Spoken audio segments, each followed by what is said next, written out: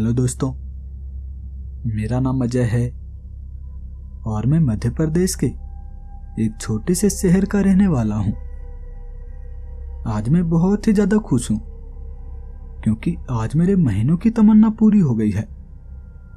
Jessica, जिसे मैं college के दिनों से ही पसंद किया करता था और वो भी मुझे पसंद किया करती थी, लेकिन मैं हमेशा से ही उसे अपनी दिल की बात बताने से डरा करता। मुझे लगा करता कि मैं उसके लायक थोड़ी ना हूं। मैं कहां काला सा दिखने वाला लड़का जिसके चेहरे पे पिंपल्स भरे पड़े हैं, और वो कहां गोरी चिट्टी कॉलेज की सबसे सुंदर लड़की, वो मुझे पसंद कर ही नहीं सकती। यही सोचकर मैं कभी भी उसे अपनी दिल की बात नहीं कह पाया था। बस दूर से उसे देखा करता।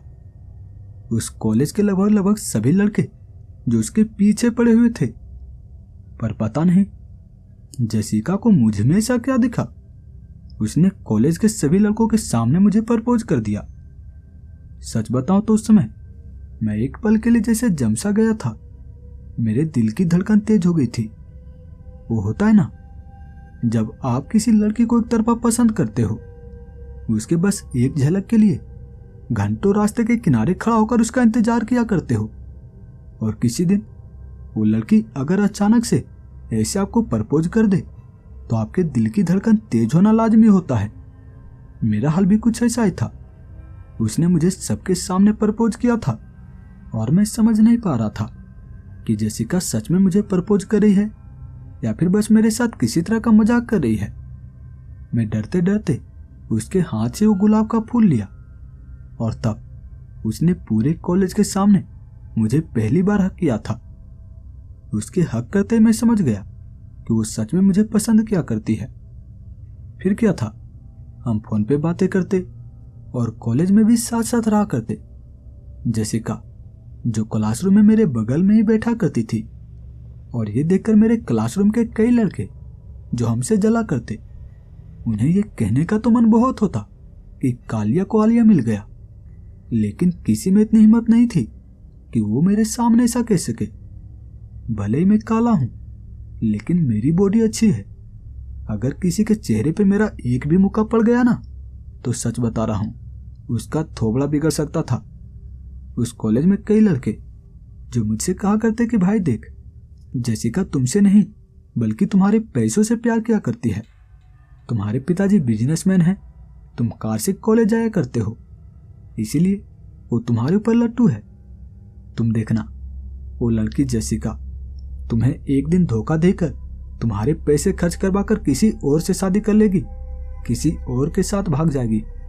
लेकिन हम सभी की बात आज गलत साबित हो गई, क्योंकि आज हमारी शादी हो चुकी है, और इसीलिए मैं बहुत ज्यादा खुश हूं। लोग कहा करते थे ना कि जेसिका तुमसे नहीं बल्कि तुम्हारे पैसों से प्यार किया करती है, लेकिन देखिए आज मेरे पास खाने के लिए पैसे हैं, इसके अलावा हमारे रहने तक का व्यवस्था नहीं है।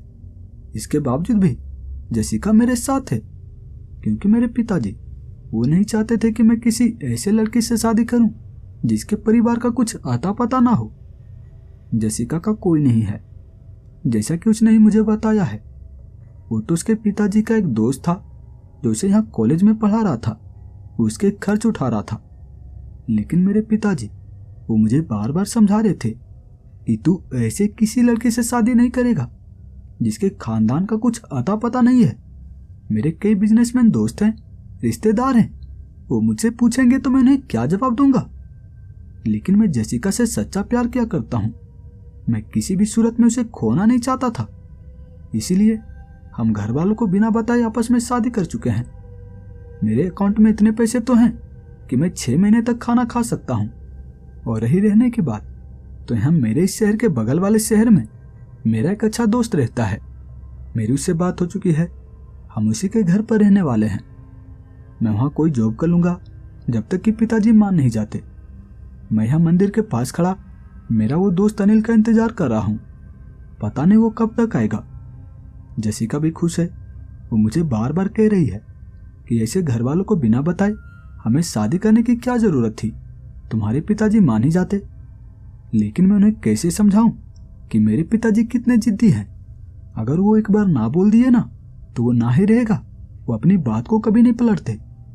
मैं यहाँ मंदिर के पास खड़ा अनिल का इंतजार कर रहा था और अनिल भी कुछ ही देर में कार लेकर आ गया। हम कार में बैठे और कार को चलाता हुआ अनिल अपने घर की ओर बढ़ चला। कुछ ही देर में हम उसके घर तक पहुंचे और तब मैंने देखा अनिल का ये नया घर देखने में बहुत ही ज्यादा शानदार लग रहा था। ये यहाँ छोटी सी पहाड़ी के ऊपर बना इतना बड़ा सा घर देखने में बहुत ही ज्यादा शानदार लग रहा था। मैं अनिल से पूछने लगा, यार तूने ये घर कब बनवाया? तब अनिल का कहना था, भाई बनवाया नहीं बल्कि खरीदा हूं।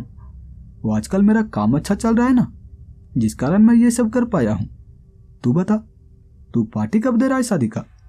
अनिल मुझसे ऐसा कह रहा था और मैं भी उसे कहने लगा, यार तुम्हें तो पता ही है कि मैं घर वाले को बिना बताए शादी किया हूं।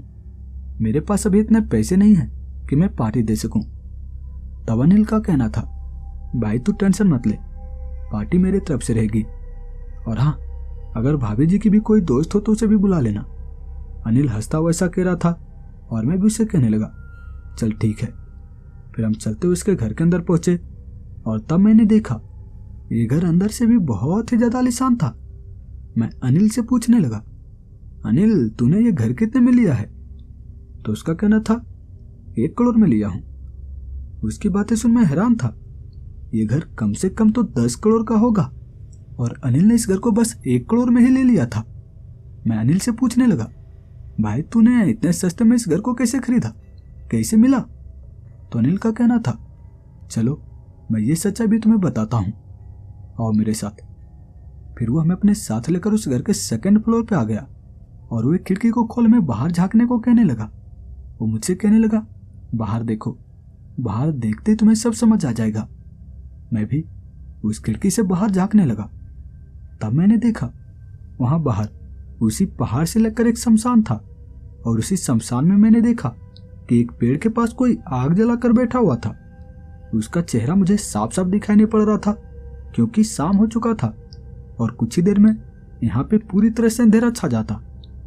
तब अनिल मुझसे कहने लगा, अब तो तुम्हें समझ आ ही गया होगा कि आखिर ये घर सस्ते में क्यों मिला है। अगर नहीं समझ में आया तो मैं तुम्हें बताता हूं। देखो, तुम ये समझ सकते हो कि यह घर बिल्कुल शमशान से लगकर है, जिस कारण यहाँ भूत प्रेतों का देखा जाना आम बात है। देखो डरो मत, इस घर में तुम्हें कोई भी भूत प्रेत या काला साई देखने को नहीं मिलेगा क्योंकि मैंने इस घर को एक अच्छे तांत्रिक के जरिए बंधवा रखा है, मंत्रों से बंधवा रखा है, जिस कारण इस घर में कोई भी भूत प्रेत प्रवेश नहीं कर सकते। पर हाँ, रात के वक्त यहाँ शमशान में घूमते हुए तुम्हें कई सारे काली परछाइयां दिख सकती है और अजीब अजीब सी आवाजें भी तुम्हें सुनाई दे सकती है। लेकिन डरना मत। देखो, जब तक तुम इस घर में रहोगे, जब तक तुम रात के वक्त उस शमशान में नहीं जाओगे, तब तक तुम्हें कोई भी भूत प्रेत नुकसान नहीं पहुंचाएगा। डरना मत। यही कारण है कि कोई भी व्यक्ति इस घर को खरीदना नहीं चाहता था।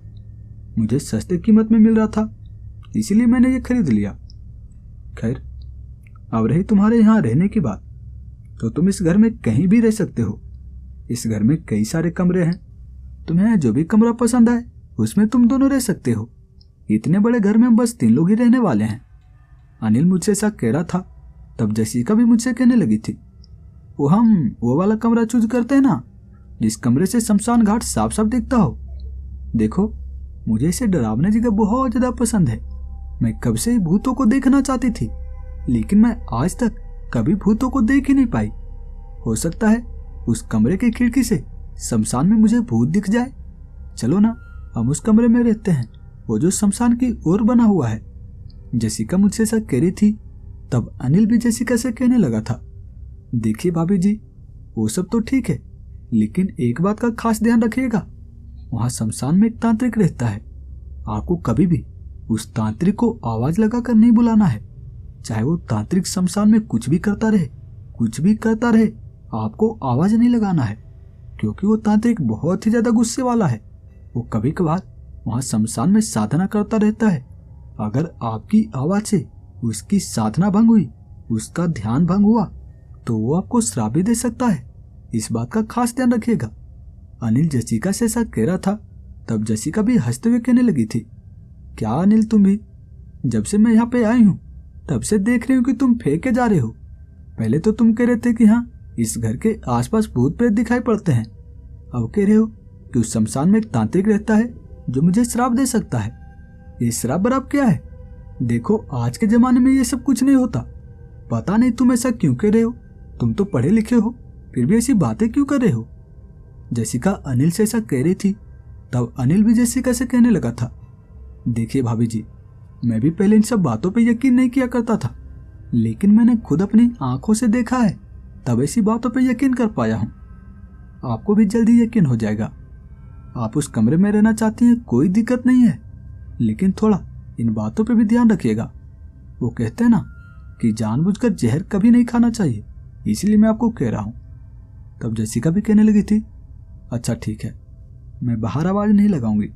हैप्पी? तब अनिल भी हंसते हुए कहने लगा था, हैप्पी नहीं, वेरी हैप्पी।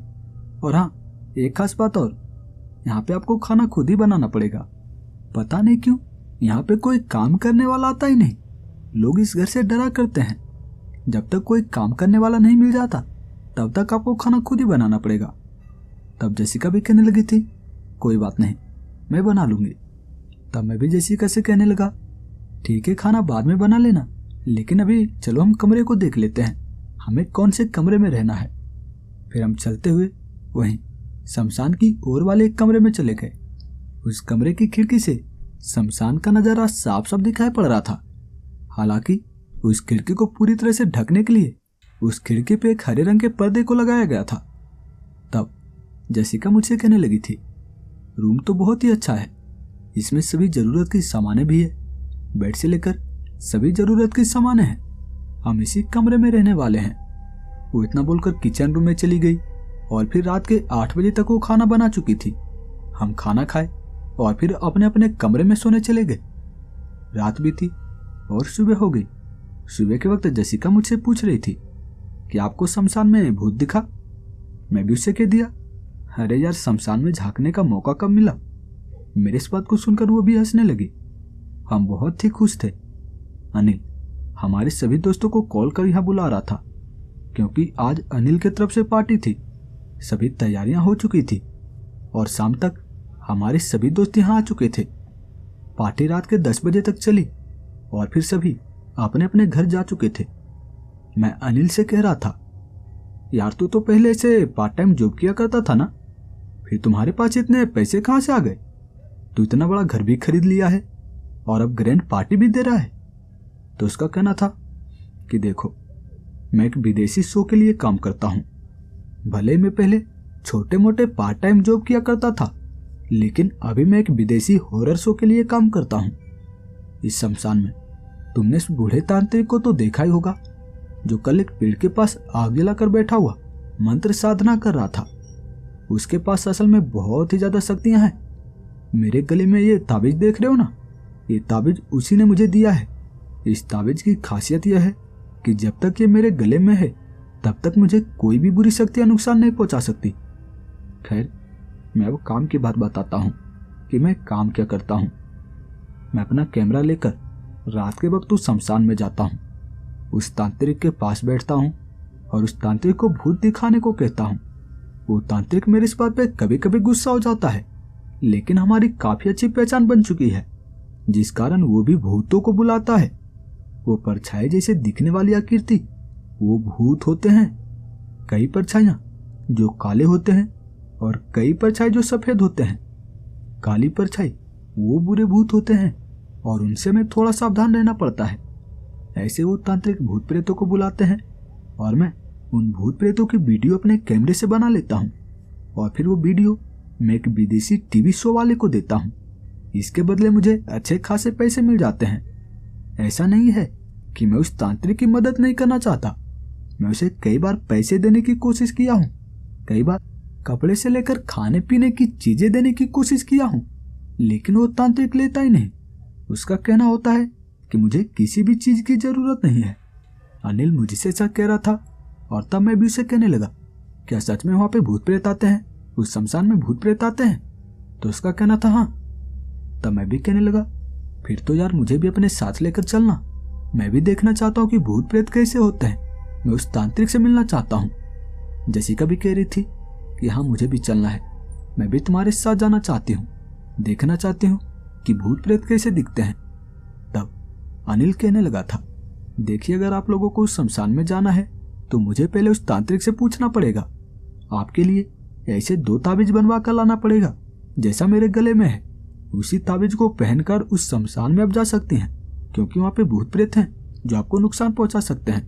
पहले मैं उस तांत्रिक से पूछकर आपके लिए ऐसे 2 ताबीज बनवा कर लाऊंगा और फिर आप दोनों उन ताबीज को पहनकर मेरे साथ शमशान में चल सकते हैं। तब मैं भी कहने लगा, तो फिर ठीक है, जाओ, कब जा रहे हो ताबीज बनवाने? तब अनिल का कहना था, अभी जाता हूँ, रात के लगभग 10 बजने को है। मैं उस तांत्रिक के पास जाता हूँ और उससे बातें करता हूँ, तुम लोगों के बारे में पूछता हूँ कि वो यहाँ रात के वक्त शमशान में आ सकते हैं या नहीं। इतना बोलते हुए वो एक कमरे से बड़े से कैमरे को अपने साथ लेकर शमशान घाट की ओर बढ़ चला।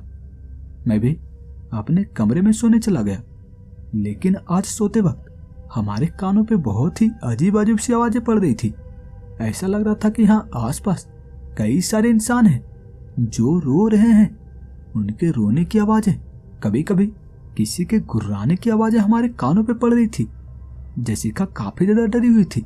वो मुझसे कह रही थी, ये आवाजें कहाँ से आ रही है? तब मैं भी उससे कहने लगा, ये आवाजें यकीनन शमशान से आ रही है। देखो इस कमरे की खिड़की खुला हुआ तो नहीं है, पर्दे को हटा कर देखो, वो खिड़की पूरी तरह से बंद तो है ना। तब जैसिका डरते हुए कहने लगी थी, मैं नहीं जा रही, आप खुद जाइए, खिड़की को बंद कीजिए। तब मैं भी बेड पर से नीचे उतरा और खिड़की के पर्दे को हटाकर देखने लगा। वो खिड़की खुला हुआ था। मैं उस खिड़की को बंद ही करने वाला था कि तभी मैंने देखा वहां शमशान में एक बड़े से पेड़ के पास वही तांत्रिक खड़ा था। उसके सामने आग जली थी और वहीं पास ही में वो अनिल भी खड़ा था। वो दोनों किसी से बातें कर रहे थे। वो दोनों आपस में बातें नहीं कर रहे थे, क्योंकि अगर वो आपस में बातें कर रहे होते तो आमने सामने होकर बातें करते ना। वो दोनों अपना सर दाहिनी ओर घुमाकर किसी से बातें कर रहे थे। ऐसा लग रहा था कि उन दोनों के अलावा वहां पे और भी कोई है जिससे वो दोनों बातें कर रहे हैं। लेकिन मुझे वहां शमशान में उन दोनों के अलावा और कोई भी दिखाई नहीं पड़ रहा था। मैं उस खिड़की को बंद कर लिया, पर्दे को भी अच्छे से लगा दिया और फिर अपने बेड पर आकर सो गया। रात बीती और सुबह के वक्त अनिल वो मुझसे कहने लगा था, ये लो भाई, मैं तुम दोनों के लिए ताबीज लेकर आ चुका हूं और बहुत मुश्किल हुई उस तांत्रिक को मनाने में।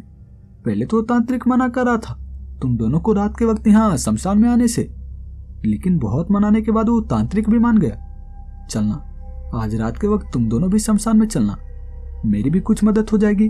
मैं तुम दोनों को एक एक कैमरा दे दूंगा और तुम भूत के पीछे खड़ा रहना, मैं भूत के सामने खड़ा रहूंगा और जैसिका भाभी भूत से थोड़ा दूर खड़ा रहेगी। जिससे होगा ये कि भूतों के 3 अलग अलग प्रकार से वीडियो रिकॉर्ड हो पाएगी और उसके बदले मुझे पैसे अच्छे खासे मिलेंगे। चलना, आज रात के वक्त चलना। ये लो बटन कैमरा, इसे जाते वक्त अपने कपड़े में कहीं पे भी लगा लेना। वो मुझे बटन कैमरा देते हुए ऐसा कह रहा था और तब मैं भी कहने लगा था, ठीक है, रात के 10 बजे चलना है ना? तब अनिल का कहना था, हाँ रात के 10 बजे ही चलना है। ये लो, ये ताबीज भी अपने अपने गले में डाल लेना। फिर हम दोनों भी वो ताबीज अपने अपने गले में डाल लिए और फिर ऐसे ही आपस में बातें करते हुए पूरा दिन निकला। शाम के वक्त हम खाना खाए और वो बटन कैमरा हम अपने कपड़े पर लगाकर शमशान में जाने के लिए निकल पड़े। रात के लगभग 10:30 बजे का समय होगा। हम चलते हुए शमशान में पहुंचे। शमशान का नजारा देखने में बहुत ही भयानक लग रहा था। इधर उधर इंसानी खोपड़ियां, इंसानी हड्डियों के ढांचे बिखरे पड़े थे और उसे देखकर हमें थोड़ा थोड़ा डर लग रहा था। जैसिका भी डरते हुए आगे की ओर बढ़े जा रही थी। मैं जैसिका से पूछ रहा था, क्या तुम्हें डर भी लग रहा है? तब जैसिका का कहना था, नहीं नहीं, मुझे डर नहीं लग रहा। वो ऐसा कह तो रही थी, लेकिन उसके चेहरे से साफ पता चल रहा था कि वो डरी हुई है।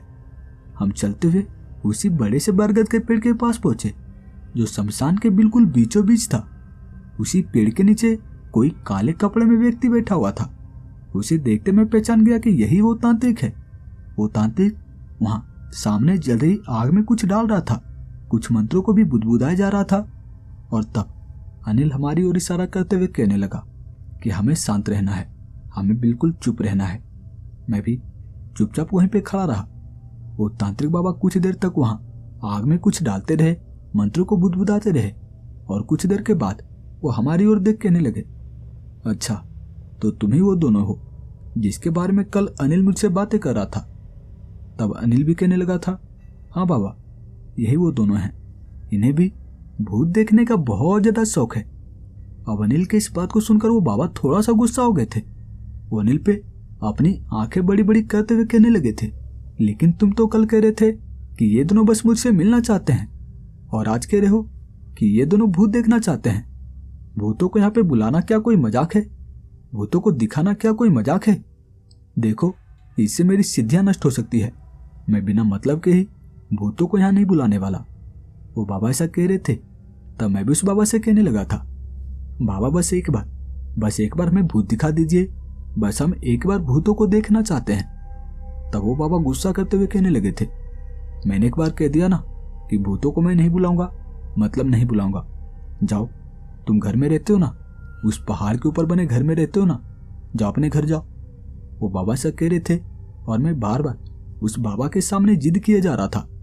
जसिका भी बाबा से कह रही थी, बाबा बस एक बार, हमें बस एक बार भूत दिखा दीजिए, उसके बाद मैं कभी यहाँ शमशान में नहीं आऊंगी। तब वो बाबा थोड़ी देर सोचने के बाद कहने लगे थे, मैं भूतों को तो यहाँ पे बुलाऊंगा, लेकिन एक शर्त है। तब मैं भी उस बाबा से कहने लगा, क्या शर्त है? तब उस बाबा का कहना था, देखो जब मैं भूतों को यहाँ पे बुलाऊंगा तब तुम्हें उन भूतों को अपने शरीर का थोड़ा सा खून उन्हें पिलाना होगा, चाहे तुम इसे कैसे भी पिलाओ। तुम चाहो तो अपने उंगली के ऊपरी त्वचा को थोड़ा सा काट, अपने उंगली से खून निकाल उन भूतों को पिलाना होगा, तभी मैं उन भूतों को बुलाऊंगा, वरना मैं बिना मतलब के उन भूतों को नहीं बुलाने वाला। वो बाबा मुझसे ऐसा कह रहे थे।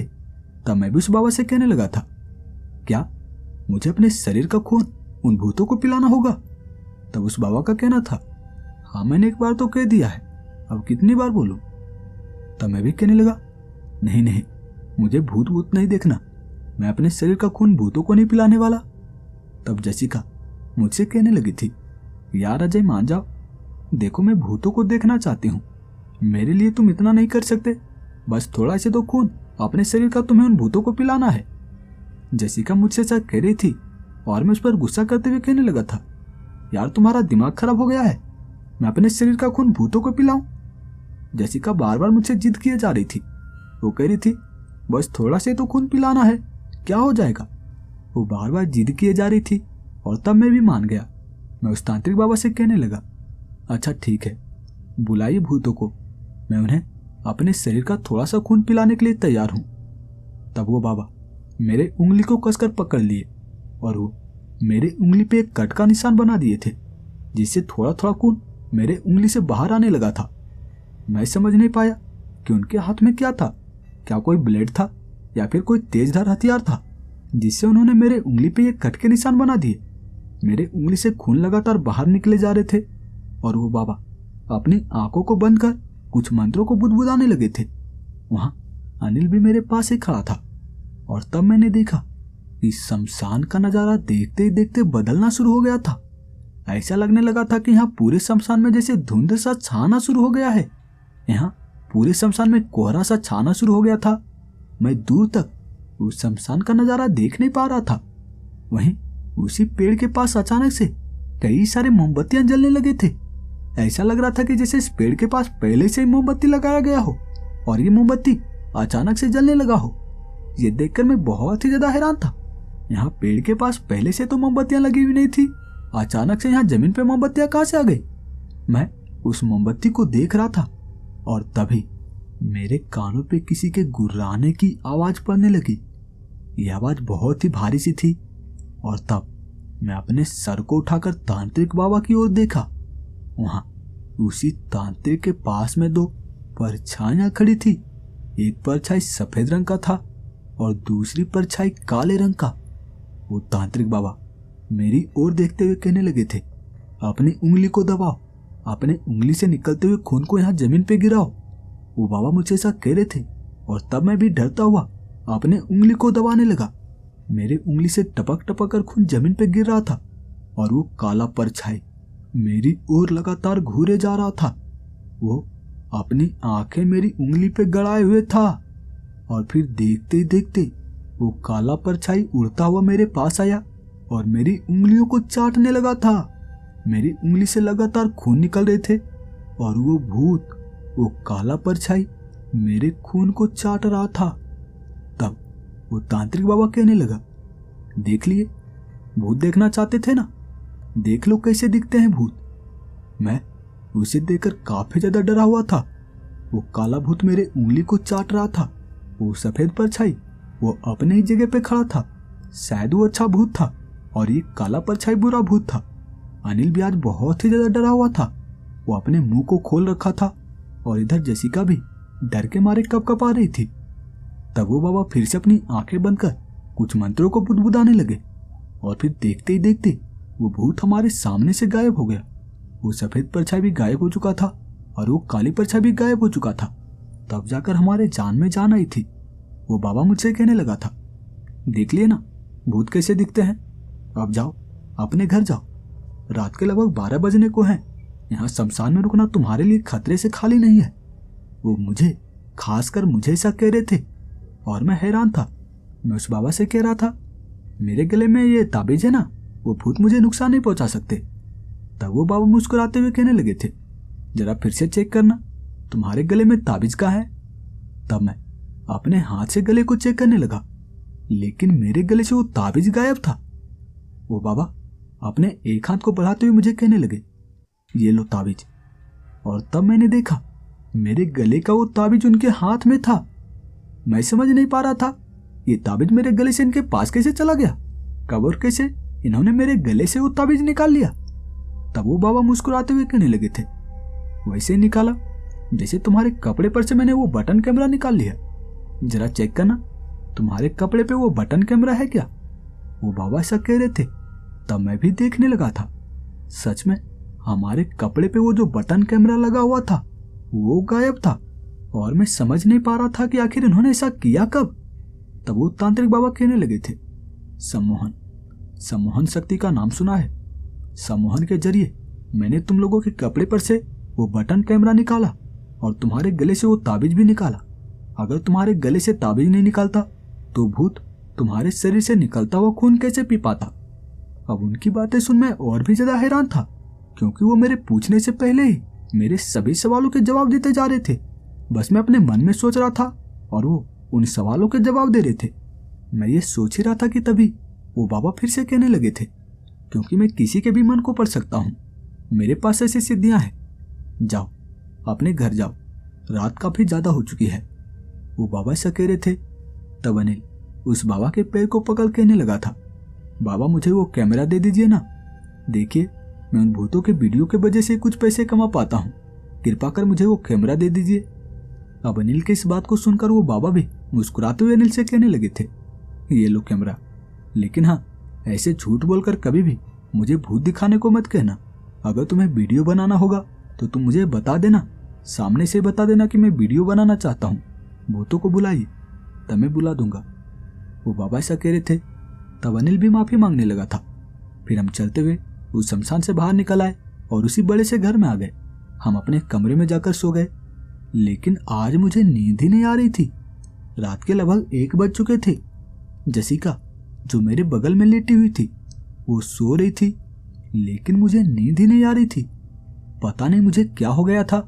मुझे ऐसा लग रहा था कि मेरे सामने वही भूत खड़ा है, वही काली परछाई खड़ा है जो मेरे उंगली से निकलते हुए खून को पी रहा था, मेरे उंगली से निकलते हुए खून को चाट रहा था। लेकिन मैं जानता था इस घर में भूत प्रवेश नहीं कर सकते। यकीनन ये मेरी आंखों का धोखा है। मैं अपनी आंखें बंद कर सोने की कोशिश कर रहा था, लेकिन मेरी आंखें बंद करते ही मेरे कानों पे वही गुर्राने की आवाज पड़ने लगती। मैं सो तक नहीं पा रहा था। इसी तरह मैं डरते डरते वो पूरी रात निकाला। सुबह हुई और सुबह के वक्त मैं अनिल के पास जाकर अनिल से पूछने लगा, अनिल इस घर में भूत प्रेत तो प्रवेश नहीं कर सकते ना? तो अनिल का कहना था, नहीं, मैंने इस घर को उसी तांत्रिक के जरिए, और जो शमशान में रहता है उसी तांत्रिक के जरिए मंत्रों से इस घर को बंधवा रखा है। इस घर में भूत प्रेत प्रवेश नहीं कर सकते।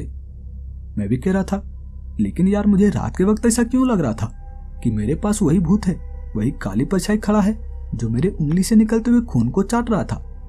तब अनिल कहने लगा था, ऐसा हो ही नहीं सकता, यकीनन वो तुम्हारे मन का वहम होगा। मैं भी कहने लगा था, ऐसा ही हो, काश ऐसा हो कि वो मेरे मन का वहम हो। फिर ऐसे बातें करते वो पूरा दिन निकला।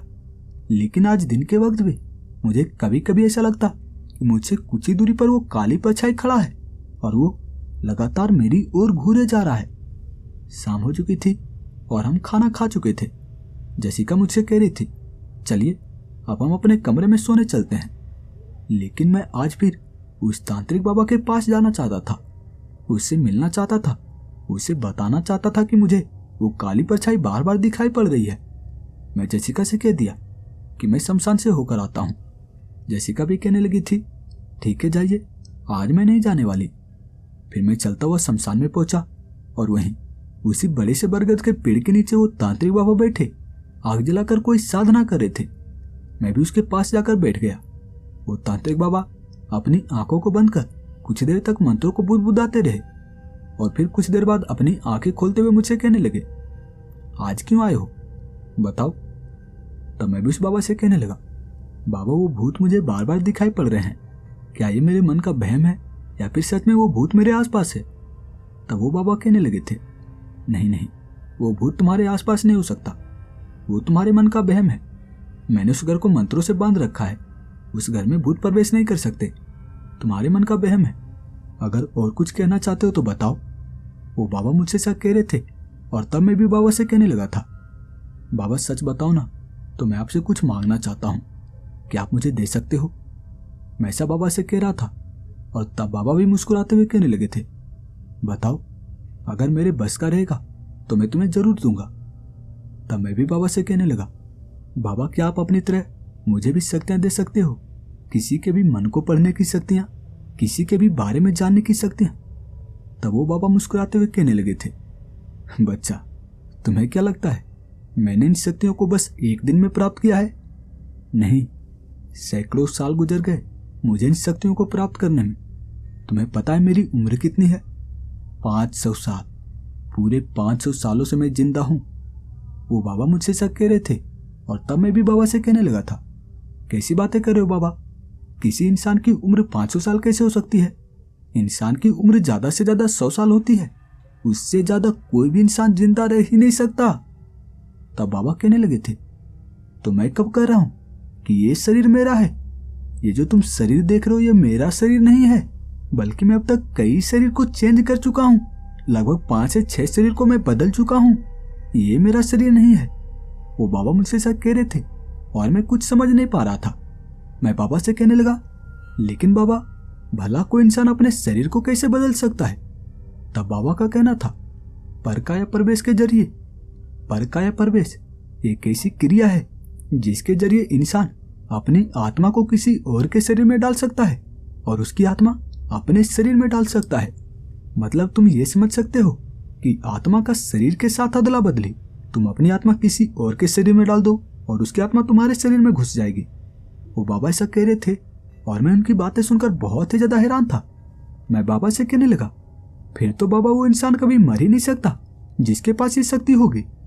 तब बाबा का कहना था, हाँ तुम ऐसा ही समझ सकते हो, क्योंकि देखो मेरे पास ये शक्ति है और मैं पूरे 500 सालों से जीवित हूं। तुम ये समझ सकते हो कि ये अमर होने का एक अलग ही प्रकार का तरीका है। वो बाबा ऐसा कह रहे थे और तब मैं बाबा से कहने लगा था, बाबा कृपा कर आप मुझे भी ये शक्ति दे सकते हो क्या। तब वो बाबा हंसते हुए कहने लगे थे, तुम्हें क्या लगता है कि मैं अपनी ये शक्ति किसी को दूंगा। लेकिन हाँ, मैं तुम्हारी शक्ति को पाने में मदद कर सकता हूँ। मुझे ये ज्ञान है कि इस शक्तियों को कैसे पाया जाता है। मुझे इस सिद्धि को प्राप्त करने में सालों बीत गए थे, सालों। लेकिन अगर मैं चाहूं तो तुम इस सिद्धि को बस कुछ महीनों में ही प्राप्त कर सकते हो, क्योंकि मुझे ये अच्छे से पता है इस सिद्धि को प्राप्त करने का सबसे आसान तरीका क्या है, इस सिद्धि को कैसे प्राप्त किया जाता है। उस समय मुझे इतनी जानकारी नहीं थी, जिस कारण मुझे सालों बीत गए इस सिद्धि को प्राप्त करने में। लेकिन तुम मेरी मदद से सिर्फ कुछ महीनों में इस सिद्धि को प्राप्त कर सकते हो, इस शक्ति को प्राप्त कर सकते हो। वो बाबा मुझे ऐसा कह रहे थे और तब मैं भी बाबा से कहने लगा था, बाबा फिर तो मैं इस शक्ति को प्राप्त करना चाहूंगा, मैं ये शक्तियां पाना चाहता हूं। तब वो बाबा मुस्कुराते हुए कहने लगे थे, तो फिर ठीक है, कल से आ जाना। कल से आ जाना। पूरे 3 महीने का समय लगेगा और तुम 3 महीनों में काया प्रवेश की सिद्धियां प्राप्त कर लोगे। लेकिन हाँ, एक बात का ध्यान रखना, तुम्हें हर अमावस्या की रात पूरे 3 बकरे की बलि चढ़ानी होगी। 3 बकरे की बलि चढ़ानी होगी और तब जाकर तुम्हें ये सिद्धियां प्राप्त हो पाएगी। इस बात का ध्यान रखना। तब मैं भी कहने लगा, ठीक है, बकरे की ही बलि चढ़ानी है ना, चढ़ा दूंगा। तब वो बाबा कहने लगे थे, तो फिर ठीक है, अभी रात काफी ज्यादा हो चुकी है, अभी तुम अपने घर जाओ और कल रात के 11 बजे, ठीक 11 बजे तुम यहाँ शमशान में आ जाना। तब मैं भी चलते हुए शमशान से बाहर निकल आया और उस घर के कमरे में जाकर सो गया। सुबह हुई और वो पूरा दिन मैं ये सोचता रहा था कि आखिर कैसे मैं काया प्रवेश की सिद्धियां प्राप्त कर पाऊंगा। इसी तरह सोचते हुए वो पूरा दिन निकला और फिर रात के 11 बजे मैं खाना पीना खाकर शमशान में पहुंच चुका था। वो बाबा भी खुश थे। वो बाबा कहने लगे थे, सही समय पे आए हो, चलो मेरे साथ। फिर वो बाबा मुझे अपने साथ लेकर शमशान में वहीं एक बड़े से पेड़ के पास आ गए थे। वहां उसी पेड़ के पास एक बड़ा सा गोल घेरा बना हुआ था और तब वो बाबा मुझे कहने लगे थे, जाओ उस गोल घेरे में बैठो। फिर मैं भी जाकर उस बड़े से गोल घेरे में बैठ गया। वहीं उसी गोल घेरे में मेरे सामने एक हवन कुंड बना हुआ था जिसमें कुछ लकड़ियां डाली हुई थी। तब वो बाबा कहने लगे थे, उसमें आग लगाओ, उस हवन कुंड में आग लगाओ। तब मैं भी वहीं पास में पड़े माचिस से उस हवन कुंड में आग जला दिया। तब वो बाबा मुझे एक किताब देते हुए कहने लगे थे, ये लो किताब, इस किताब में पूरे 1000 बार मंत्र लिखे गए हैं और तुम्हें इन मंत्रों को पूरे 1000 बार पढ़ना है। इसी के साथ ये रहे वो सामग्री जो तुम्हें मंत्रों को पढ़ते वक्त हवन कुंड में डालना है। वो मुझे एक बड़े से थाल में कुछ सामग्री को दिए थे जो मुझे मंत्रों को पढ़ते वक्त हवन कुंड में डालना था। तब वो बाबा कहने लगे थे, ठीक है, फिर मंत्रों को पढ़ना शुरू हो जाओ। और हाँ, एक बात का ध्यान रखना, तुम्हें लगातार इन मंत्रों को 1000 बार पढ़ना है, बीच में रुकना नहीं है। अगर तुम ऐसा करोगे तो तुम्हारी ये साधना भंग हो जाएगी और फिर तुम कभी भी काया प्रवेश की सिद्धि प्राप्त नहीं कर पाओगे। एक बात का हमेशा ध्यान रखना, चाहे कुछ भी हो जाए, तुम्हें बीच में रुकना नहीं है। वो बाबा ऐसा कह रहे थे और तब मैं भी उस किताब को पढ़ना शुरू हो गया। वहां हवन कुंड में आग जल रही थी और मैं मंत्रों को पढ़ते हुए हवन कुंड में उस सामग्री को डालते जा रहा था जो उस बड़े से थाल में रखा हुआ था। मैं मंत्रों को लगातार पढ़ता गया, हवन कुंड में उस सामग्री को डालता गया और रात के लगभग 3 बजे तक मैं उन मंत्रों को पूरा 1000 बार पढ़ पाया था। तब वो तांत्रिक बाबा भी कहने लगे थे, आज का तो तुमने साधना कर दिया है, तुम आज 1000 बार मंत्रों को पढ़ पाए हो, लेकिन तुम्हें ऐसा लगातार 3 महीनों तक करना है। ध्यान रखना, अब तुम अपने घर जा सकते हो, जाओ, कल तुम्हें फिर से रात के 11 बजे यहीं शमशान में आना है, तुम्हें ऐसा ही हर रोज करना है। फिर मैं भी चलता हुआ शमशान से बाहर निकल आया और उस छोटे से पहाड़ के ऊपर बने उस घर के कमरे में जाकर सो गया। सुबह हुई और सुबह के वक्त जैसिका मुझसे पूछ रही थी कि आजकल आप रात रात भर गायब रहते हो, शमशान में क्या करते हो रात भर। मैं जैसिका को कुछ भी बताना नहीं चाहता था। मैं उससे कह दिया, बस ऐसे ही मैं उस तांत्रिक बाबा के पास जाता हूँ, बातें करता हूँ। मैं जैसिका से ऐसा कह रहा था और जैसिका मेरे फोन को लेकर बार बार मेरे फोन में गूगल ड्राइव को ओपन करने की कोशिश कर रही थी। मैं अपने फोन के गूगल ड्राइव में पासवर्ड लगा रखा था और वो बार बार गलत पासवर्ड डालकर मेरे फोन के गूगल ड्राइव को ओपन करने की कोशिश कर रही थी। मैं ये चीज कई दिनों से नोटिस कर रहा था। जब भी उसके हाथ में मेरा फोन जाता तो मेरे फोन के गूगल ड्राइव को ओपन करने की कोशिश किया करती। मैं उससे कई बार पूछ चुका था कि तुम बार बार मेरे फोन के गूगल ड्राइव को ओपन करने की कोशिश क्यों करती हो। तो उसका कहना था कि आखिर तुमने गूगल ड्राइव में ऐसा क्या छुपा रखा है जिसमें पासवर्ड लगा रखा है। मैं उससे कह दिया कि इसमें मेरे पिताजी के कुछ पर्सनल डिटेल्स हैं जिसे मैं किसी को नहीं दिखा सकता। लेकिन उसका कहना होता कि नहीं, तुमने गूगल ड्राइव में कुछ ऐसा छुपा कर रखा है जो मुझे दिखाना नहीं चाहते हो। मैं भी उससे कह दिया करता कि ऐसा कुछ नहीं है। वो आज भी मेरे फोन में गूगल ड्राइव को ओपन करने की कोशिश कर रही थी और मैं उसके हाथ से फोन छीन लिया। वो मुझसे कह रही थी कि क्या होगा, तुम अपना गूगल ड्राइव मुझे एक बार ओपन करके दिखाओ ना। मैं भी उससे कह दिया, लेकिन तुम्हें क्यों देखना है, मैंने कहा ना कि उसमें मेरे पिताजी के कुछ पर्सनल डिटेल्स हैं, मैं किसी को नहीं दिखा सकता। मैं इतना बोलकर वहां से उठ खड़ा हुआ और चलता हुआ अपने कमरे में चला गया। वो दिन बीता और रात में मैं खाना खाकर शमशान घाट में पहुंच गया। मैं वहीं उसी पेड़ के नीचे उस बड़े से गोल घेरे में बैठकर मंत्रों को पढ़ना शुरू कर दिया। मैं हवन कुंड में फिर से उस सामग्री को डाल रहा था और इसी तरह 3 बजे तक मेरी साधना पूरी हो गई। फिर से मैं चलता हुआ अपने कमरे में चला आया। अब ऐसे ही हर रोज का काम हो गया था। मैं रात के वक्त शमशान घाट में जाता, मंत्र को पढ़ता और दिन भर में अपने कमरे में आराम करता। इसी तरह हर रोज का काम हो गया था। समय बीता और अमावस्या की रात भी आ गई थी। मैं 3 बकरे को लेकर शमशान घाट में पहुंच गया था और तब मैं वो पूरी रात मंत्र को पढ़ने के बाद उस तांत्रिक बाबा के कहने पर मैं उन 3 बकरे की बलि चढ़ा दिया और उस बकरे के सर से निकलते हुए खून को मैं उस हवन कुंड में डाल दिया। और तब वो तांत्रिक बाबा कहने लगे, बैठो, इसी पेड़ के नीचे बैठो, मैं तुम्हें आज एक विधि सिखाता हूं।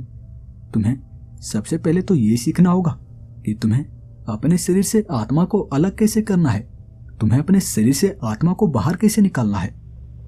देखो, अपनी आंखें बंद करो।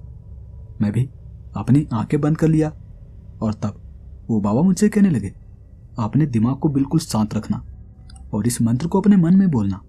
ये रहे वो मंत्र। वो मुझे मंत्र बता दिए और फिर मैं भी अपनी आंखों को मूंद मंत्र को पढ़ने लगा। कुछ ही देर बाद मुझे वहां पे मेरे जैसा कोई दिखाई पड़ने लगा था। वहीं मेरे बगल में वो तांत्रिक बाबा बैठे हुए थे और मेरे पास ही कोई तो था जो मेरे जैसा ही दिख रहा था। और तब मैंने नोटिस किया कि वो जो वहां जमीन पर बैठा हुआ है वो मेरा ही शरीर है और मैं यहाँ हवा में खड़ा हूं। मैं समझ गया कि ये मेरी आत्मा है और वो वहां जो जमीन पर बैठा हुआ है वो मेरा शरीर है। मैं जल्दी से भागते हुए अपने शरीर में प्रवेश किया। मेरे शरीर में प्रवेश करते ही मुझे काफी तेज झटका लगा और तब वो तांत्रिक बाबा मुझसे कहने लगे, तुम्हारी आत्मा तुम्हारे शरीर से अलग हो पाई थी। बहुत अच्छे, बहुत अच्छे, तुम इस काम को करने में सक्षम रहे। तुम अपने शरीर से आत्मा को अलग करने में सक्षम रहे। बहुत अच्छे, बस कुछ ही दिनों में तुम्हें वो सिद्धियां प्राप्त हो जाएगी जिससे तुम किसी के भी शरीर के साथ अपनी आत्मा का अदला बदली कर सकते हो, पर काया प्रवेश कर सकते हो।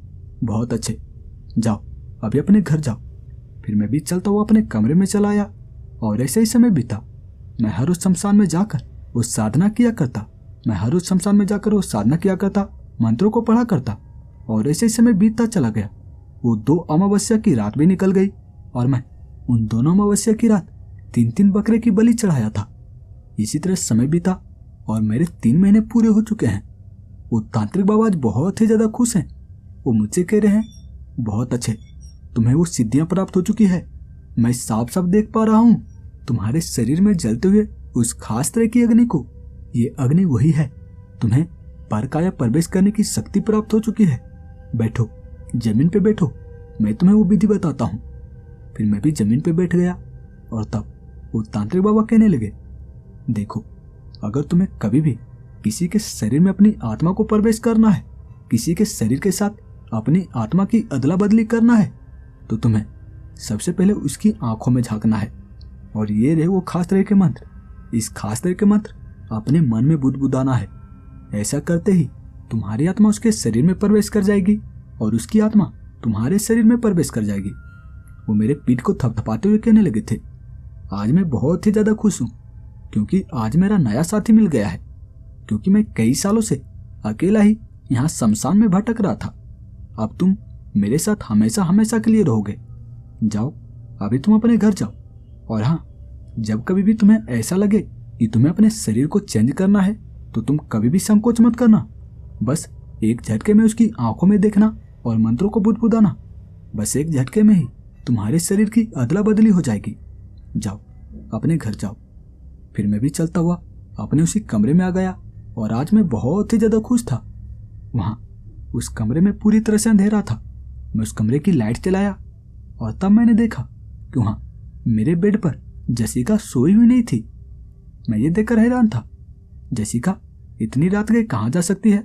रात के 4 बज रहे हैं, क्या वो वॉशरूम गई होगी? मैं अपने बेड पर जाकर लेट गया। कुछ देर बाद जसिका भी आई और मैं उससे पूछने लगा, कहाँ गई थी? रात के 4 बज रहे हैं। तो उसका कहना था कि मैं वॉशरूम गई थी। फिर वो भी वहीं बेड पर लेट गई और कुछ ही देर में मेरी आंख लग गई। मेरी नींद खुली दिन के लगभग 12 बजे के करीब। मैं बेड पर से उठा, वहां कमरे में जसिका नहीं थी। मैं चलता हुआ दरवाजे तक गया और दरवाजे को खोलने की कोशिश करने लगा। दरवाजा बाहर से बंद था। अब मैं सोचने लगा, चलो कोई बात नहीं, कमरे में भी कोई नहीं है। मैं अपने शरीर से आत्मा को अलग करने की प्रैक्टिस कर लेता हूँ। वैसे भी मैं कुछ दिनों से प्रैक्टिस नहीं किया हूँ। अभी सोकर उठा हूँ, इसलिए मेरा दिमाग बिल्कुल शांत है, इसलिए मैं ये प्रैक्टिस अच्छे से कर पाऊंगा। मैं अपने कमरे के दरवाजे की कुंडी अंदर से लगाकर वहीं जमीन पे बैठ गया और अपनी आंखें बंद कर उस खास तरह के मंत्र को बुदबुदाने लगा। मैं कुछ देर तक अपने मन में उस मंत्र को बुदबुदाते रहा और कुछ ही देर बाद मुझे काफी तेज झटका लगा। मेरी आत्मा मेरे शरीर से अलग हो गई थी और तब मैं सोचने लगा, अब मेरी आत्मा मेरे शरीर से अलग हो ही गई है तो चलता हूँ, जेसिका के पास जाता हूँ, देखता हूँ कि वो मेरी आत्मा को देख पाती है या नहीं। उसे डराने की कोशिश करता हूँ। मैं यही सोचकर हवा में उड़ता हुआ अपने कमरे के उस दरवाजे के पास चला गया। मैं जैसे ही अपने उस कमरे की कुंडी को खोलने के लिए अपने हाथ को आगे बढ़ाया था कि मेरा हाथ उस दरवाजे से आर पार हो रहा था। मतलब कि मैं दीवार से आर पार हो सकता था। मुझे अपने दरवाजे की कुंडी खोलने की जरूरत ही नहीं थी। मैं दरवाजे से आर पार हो गया और उस बड़े से घर में मैं अनिल और जेसिका को ढूंढ रहा था। कोई तो मिले जिसे मैं बातें कर पाऊं। देखता वो मुझे देख पाते या नहीं, वो मुझे देखकर डरते या नहीं। यही सोचकर मैं उस घर के हर एक कमरे में जा जाकर देख रहा था। कई कमरे के दरवाजे बंद थे, पर मैं दरवाजे के आर पार हो सकता था, दीवार के आर पार हो सकता था। मैं से ही हर एक कमरे के अंदर जाकर देख रहा था, लेकिन वो दोनों मुझे कहीं दिख ही नहीं रहे थे। मैं सभी कमरे में से ही जा जाकर देखता रहा और तब जब मैं अनिल के कमरे में गया था, उस कमरे का दरवाजा पूरी तरह से बंद था और मैं दीवार को पार कर उसके कमरे में गया था। और तब मैंने जो देखा उसे देखकर मेरा दिमाग सन हो गया। मेरे गुस्से का ठिकाना नहीं था, क्योंकि अनिल और जेसिका दोनों आपस में लिपटे हुए थे और मैं उसे देखकर अपने गुस्से पे काबू नहीं कर पा रहा था। जेसिका जो अनिल से कह रही थी कि अनिल, मैं और अजय के साथ नहीं रहना चाहती। अजय जब मुझे छूता है तो मुझे उससे बहुत ही ज्यादा घिन आती है। तुम नहीं जानते कि मैं कैसे उसे अपने से दूर कर पाती हूँ। देखो, बस मैं तुम्हारे कहने से उस काले कलूटे लड़के से शादी की थी।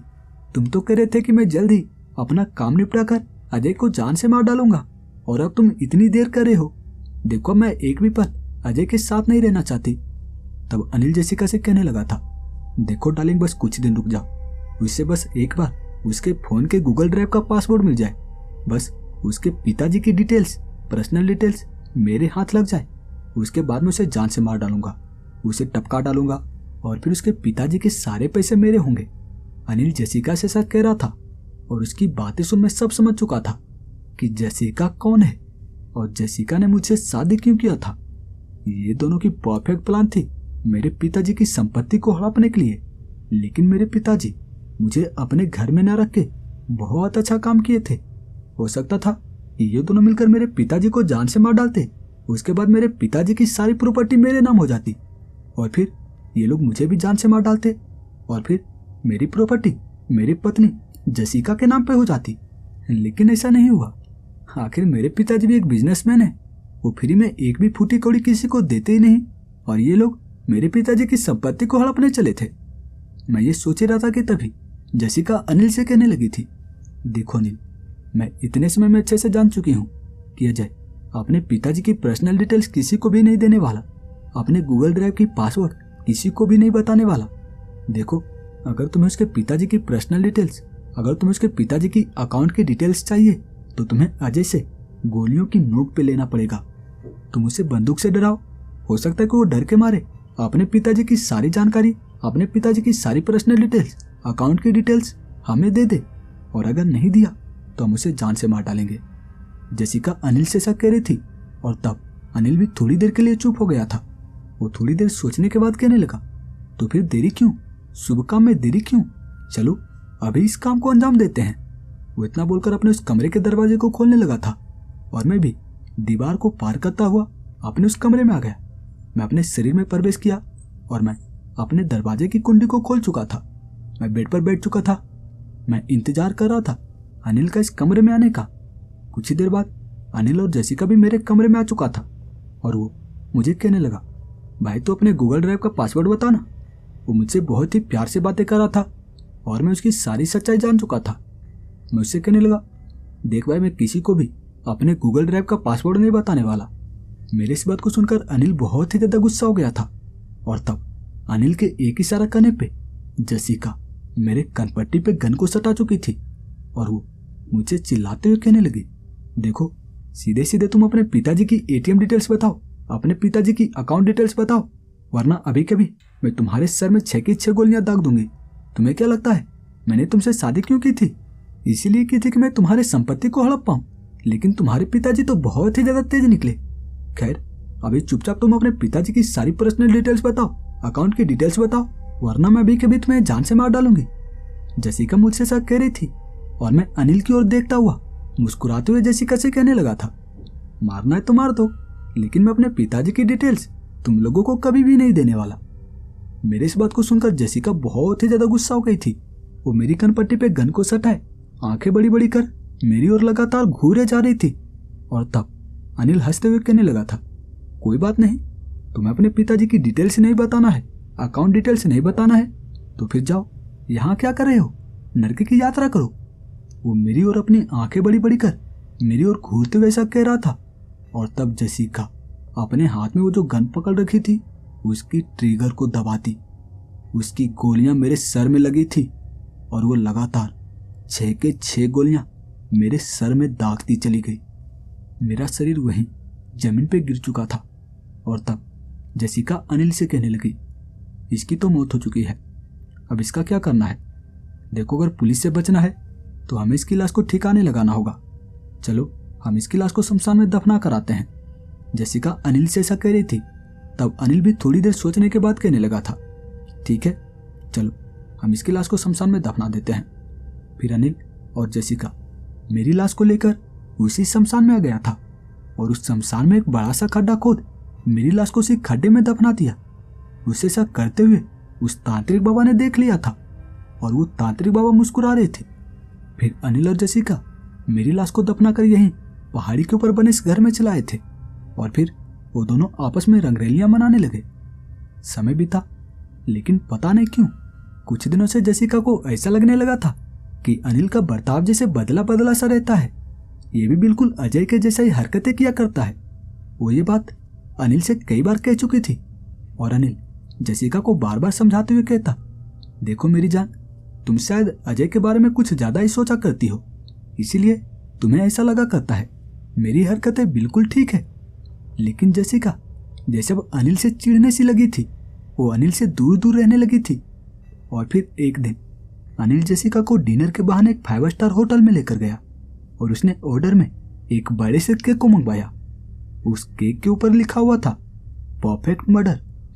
उस केक को देखकर जसिका अनिल से कहने लगी, इस केक को क्यों मंगवाए हो?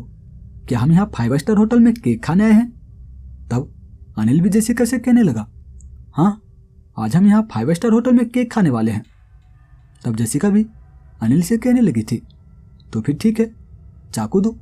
चाकू कहाँ है? इस केक को काटने के लिए चाकू तो दिया होगा ना? तब अनिल अपने शर्ट को उठाकर अपने कमर के पास से एक चाकू निकाला। ये एक चमचमाता हुआ चाकू था जो उसने अपने कमर के पास पहले से खोस रखा था और अनिल उस चाकू को जसिका के चेहरे पे फेरता हुआ कहने लगा, डार्लिंग ये रहा चाकू, लेकिन इस केक को मैं काटने वाला हूं क्योंकि तुमने पहले ही कई सारे केक काटे हैं, कभी मुझे भी काटने का मौका दो। वो उसके गर्दन पे चाकू को रख अपनी आंखें बड़ी बड़ी कर जसिका से ऐसा कह रहा था और उसके चेहरे को देख जसिका काफी ज्यादा डरी हुई थी। वो कह रही थी, कौन हो तुम अनिल नहीं हो सकते। कौन हो तुम? देखो सच सच बताओ, तुम अनिल नहीं हो सकते। तुम अनिल के रूप में कोई बहरूपिया हो। तब अनिल भी हंसते हुए कहने लगा था, अजय, तुम्हारा प्रेमी अजय, तुम्हें क्या लगा कि तुम मुझे जान से मार चुकी हो? तुम मुझे मौत के घाट उतार चुकी हो। मुझे कोई नहीं मार सकता और अब तुम देखो मैं तुम्हें कितनी बुरी मौत देता हूं। मैं इतना बोलते हुए उस चाकू से जसिका के गर्दन को काट दिया। वो चाकू इतना धारदार था कि मेरे बस एक बार से ही जसिका के गर्दन धड़ से अलग हो गए थे और जसिका का शरीर वहां जमीन पे तड़प रहा था। वो कुछ देर तक वैसे ही तड़पती रही और फिर वो हताश पड़ गई। वहां उस होटल के फर्श पे खून बिखर चुके थे और उस होटल का मैनेजर मुझे पकड़ लिया था। कुछ ही देर में पुलिस को बुलाया गया और पुलिस वाले मुझे पकड़कर जेल में लेकर चले गए। मुझे अदालत में पेश किया गया और मुझे फांसी की सज़ा सुनाई गई। 2 दिन बाद ही मुझे फांसी दी जाएगी और मैं यहाँ जेल में बैठा वो 2 दिन पूरे होने का इंतजार कर रहा हूँ। 2 दिन बाद मेरे पास एक पुलिस वाला आया और वो मेरी आंखों में आंखें डाल मेरे चेहरे को काले रंग के कपड़े से ढकने लगा। लेकिन पता नहीं क्या हुआ, अचानक से अनिल जोर जोर से चिल्लाते हुए कहने लगा, अरे मेरे चेहरे को काले रंग के कपड़े से क्यों ढक रहे हो? मुजरिम के चेहरे को ढको ना, जो मुजरिम है उसके चेहरे को काले रंग के कपड़े से ढको ना, मेरे चेहरे को क्यों ढक रहे हो? वो बार बार ऐसा कह रहा था, लेकिन वो पुलिस वाला अनिल के चेहरे को उस काले रंग के कपड़े से पूरी तरह से ढक चुका था और फिर उसे अपने साथ लेकर काल कोठरी में आ गया। अनिल को फांसी के तख्ते पर लटकाया गया। अनिल मरने से पहले बार बार कह रहा था कि मैं मुजरिम नहीं हूं, मैं तो पुलिस वाला हूं, मुझे फांसी पे क्यों लटकाया जा रहा है? लेकिन किसी ने भी उस मुजरिम की एक नहीं सुनी, किसी ने भी अनिल की एक नहीं सुनी और उसे फांसी की सजा दी गई। अनिल की मौत हो गई और वहां कई पुलिस वाले जो आपस में खुश होते हुए कहने लगे थे, चलो आज एक और मुजरिम को फांसी की सजा दी गई। लेकिन उन पुलिस वालों में एक ऐसा भी पुलिस वाला था जो मुस्कुरा रहा था। आपको क्या लगता है वो पुलिस वाला क्यों मुस्कुरा रहा होगा? आप अपना जवाब कमेंट में बताना ना भूलें।